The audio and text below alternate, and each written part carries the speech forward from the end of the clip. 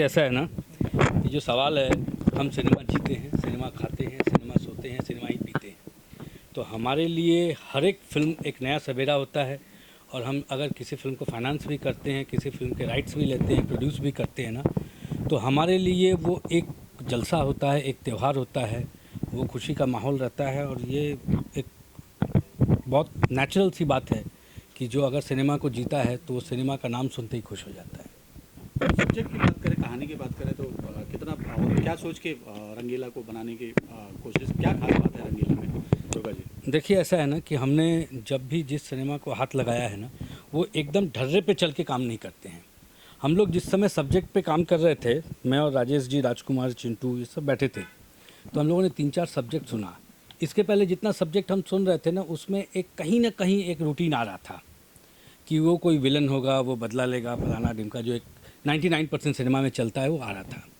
अचानक जब ये सब्जेक्ट सुनना शुरू किया तो हमने और राजकुमार जी ने बोला कि यार सिनेमा तो यही बनाएंगे। तो हमने तुरंत डायरेक्टर साहब को बुलाया, रवि जी को, कि रवि जी आपका क्या ख्याल है सिनेमा के बारे में। तो उन्होंने बोला लाजवाब सब्जेक्ट है और कुछ ना कुछ ये नया है महंगा सब्जेक्ट, क्योंकि इसमें हम लोगों को वीएफएक्स का काम जो है, ग्राफिक्स का काम बहुत लंबा चौड़ा है। और मैं जितना सिनेमा जानता हूँ, ये जो सेकेंड थर्ड इनिंग है भोजपुरी की, मैं शुरू से जुड़ा हुआ हूँ, तो इतना बड़ा रिस्क किसी ने नहीं लिया। तो हमने कहा कि चलो इस सिनेमा को बनाते हैं, और हमने शुरू कर दिया। और जब हमको 3 महीने लग गया इसके ग्राफिक्स करने में, और जब सिनेमा सामने आया तो बहुत अच्छा, लाजवाब ग्राफिक्स होके, लाजवाब सब्जेक्ट, लाजवाब म्यूज़िक, और चिंटू ने बहुत लाजवाब परफॉर्मेंस दी है। जितनी भी लड़कियों ने काम किया है, पूनम जी,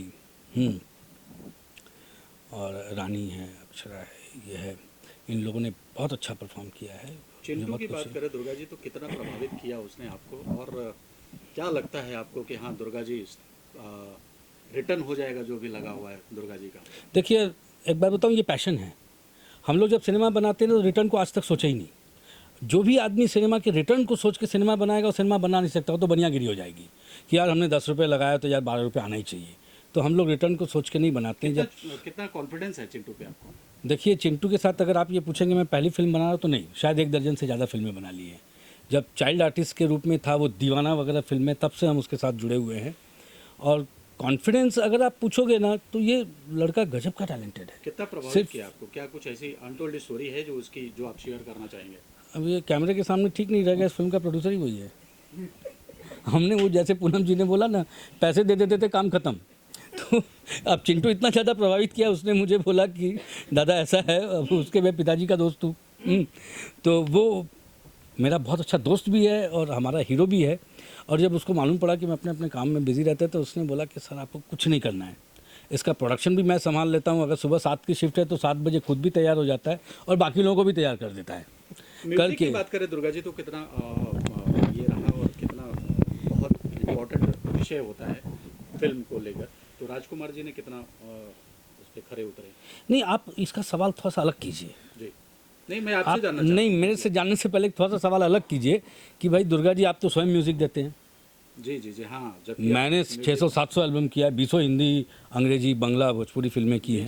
तो भी कहते हैं ना, नहीं, वो तो एज फाइनेंसर प्रोड्यूसर है, लेकिन म्यूजिक डायरेक्टर के हिसाब से क्या हुआ, इसका म्यूजिक देने का प्रोग्राम हमारा ही था। हमने इससे पहले जो सेल्फ प्रोड्यूस की है, उसमें एक आधा कोई फिल्म छोड़ के हमने खुद म्यूजिक दिया। तो अभी आपको लगता है कि अभी मैं आपका जवाब दे रहा हूँ, आपको जवाब दे रहा हूँ। जी जी, वो क्या है कि इसका जब हम लोग सब्जेक्ट सुन रहे तो राजकुमार जी कुछ गुनगुना रहे थे। तो मैंने राजकुमार को बोला, यार मैं इस फिल्म का म्यूज़िक नहीं दूंगा, इसका म्यूज़िक इसको तुम्हें ही देना है। क्योंकि मुझे उसी दिन समझ में आ गया था, जिस दिन वो सब्जेक्ट सुनते सुनते कुछ ना कुछ टेबल बजा के गुनगुना रहे थे। तो मैंने राजकुमार जी को बोला, यार जो तुम्हारे दिमाग में चल रहा है वो मेरे से बहुत बेहतर चल रहा है। तो ये जो, और एज प्रोड्यूसर तो हमें तो बेहतर चुनना है ना।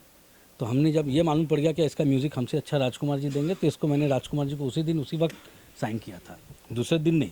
जिस दिन हमने सब्जेक्ट सुना था उसी दिन राजकुमार जी को साइन किया था। और मेरा ख्याल है हमने 2 या 3 गाने उसी वक्त फाइनल कर लिया था। बहुत अच्छा म्यूज़िक दिया उन्होंने।